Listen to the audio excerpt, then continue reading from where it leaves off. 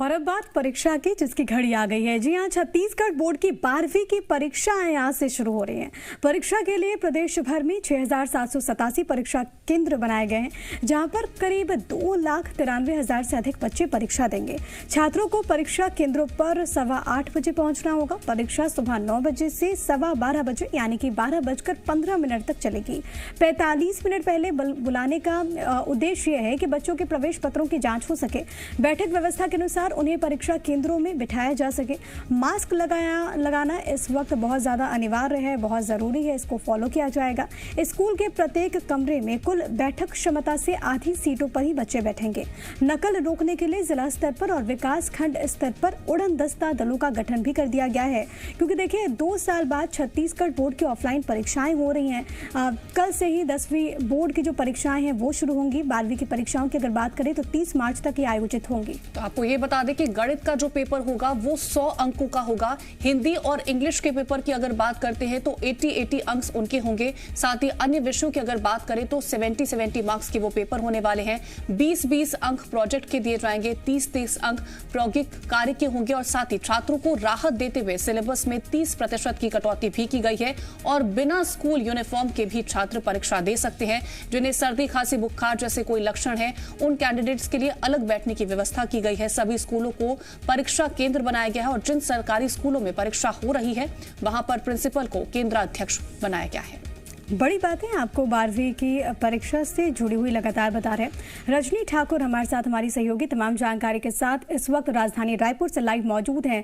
रजनी, एक लंबा इंतजार इस वक्त हमने देखा कि स्टूडेंट्स के जहन में भी कई तरह के सवाल चल रहे थे, लेकिन आखिरकार इंतजार खत्म हो चुका है। आज से परीक्षाएं शुरू हो रही हैं, क्या तैयारियां राजधानी में?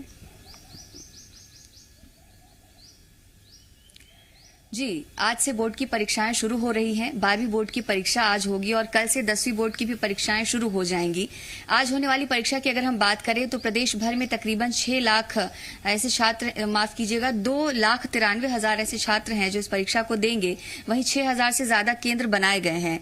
और कोरोना संकट के बाद तकरीबन 2 साल बाद ऑफलाइन मोड पर परीक्षाएं हो रही हैं। इसको देखते हुए पहले ही दिशा निर्देश जारी कर दिए गए थे। कुछ खास दिशा निर्देश जो छात्रों के लिए जारी किए गए हैं, उनमें सबसे पहले तो ये है कि सुबह 9 बजे से लेकर 12 बजे तक परीक्षा होगी।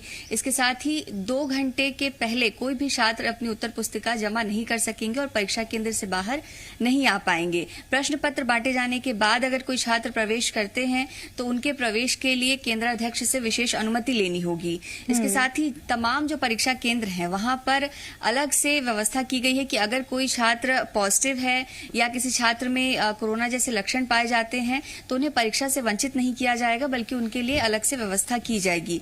तो ये तमाम तैयारियां की गई हैं। तमाम जो छात्र पहुंचेंगे उनके लिए मास्क का उपयोग करना अनिवार्य होगा। कोरोना जो गाइडलाइन जारी की गई है उस कोरोना गाइडलाइन का पालन करना होगा। पहले ही ये भी छूट दी गई थी कि छात्र सिविल ड्रेस में भी परीक्षा दे सकते हैं।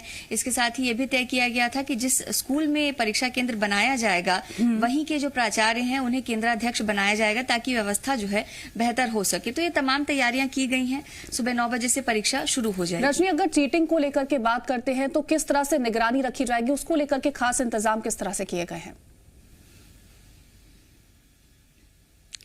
जी बिल्कुल, बोर्ड परीक्षाओं में चीटिंग के लिए उड़न दस्ता की टीम तैयार की गई है।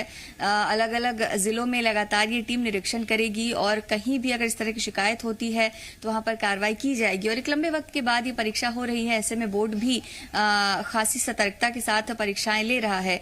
और उड़न दस्ता की टीम तो तैयार की ही गई है। इसके साथ ही हेल्पलाइन नंबर भी जारी किया गया है। अगर किसी भी छात्र को बोर्ड परीक्षा के दौरान या प्रश्न पत्र लेने के दौरान कोई दिक्कत आती है, उसके बाद भी कोई दिक्कत आती है, तो वो हेल्पलाइन नंबर पर संपर्क कर सकते हैं। बिल्कुल, नकल रहित परीक्षा हो, इसको लेकर तमाम तरह के कदम। और रजनी, जिस तरीके से आप जिक्र कर रही हैं कि कोविड को लेकर भी वहां पर बाकायदा अलग से व्यवस्था की गई है, लेकिन अगर हम देखें रजनी तो बहुत सारी चीजें कोरोना की वजह से प्रभावित हुई। बच्चों की जो पढ़ाई है जाहिर तौर पर वो भी इससे काफी ज्यादा प्रभावित, लेकिन फैसला यह भी लिया गया कि बोर्ड एग्जामिनेशन में जो सिलेबस है उसमें भी बच्चों को, स्टूडेंट्स को बड़ी राहत दी गई है। सिलेबस की जो पैटर्न है उसमें भी तब्दीली की गई है अलग अलग विषयों के।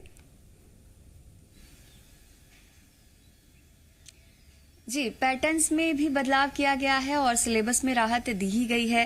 इस बार 70% सिलेबस के साथ ही परीक्षाएं ली जा रही हैं और पैटर्न की अगर हम बात करें तो वैकल्पिक प्रश्न होंगे। इसके साथ ही जो छात्र पहुंचेंगे उनके लिए खास तौर पे ये निर्देश है कि 2 घंटे कम से कम उन्हें परीक्षा हॉल में बिताने होंगे। 2 घंटे के पहले वो अपना प्रश्न पत्र उत्तर पुस्तिका जमा नहीं कर सकते हैं। इसके पीछे कारण यही है कि एक लंबे वक्त के बाद ऑफलाइन मोड पर परीक्षाएं हो रही हैं। ऐसे में छात्र बेहतर तरीके से परीक्षा दे पाएं, अच्छे अंकों के साथ वो पास हो सके, इसको देखते हुए ही ये तमाम व्यवस्थाएं और तमाम बदलाव बिल्कुल, तमाम व्यवस्थाएं दुरुस्त हैं। बच्चों किसी भी प्रकार की कोई दिक्कत ना समझे, कुछ ऐसे परेशान ना हो, बस एग्जामिनेशन पर फोकस करें। बहुत धन्यवाद रजनी। आप खबरों में बने रहने के लिए आप हमारे फेसबुक, ट्विटर और इंस्टाग्राम पेज को फॉलो कर सकते हैं। लेटेस्ट अपडेट के लिए आप हमारे यूट्यूब पेज को सब्सक्राइब भी कर सकते हैं और हाँ, बेल आइकन पर क्लिक करना ना भूलें।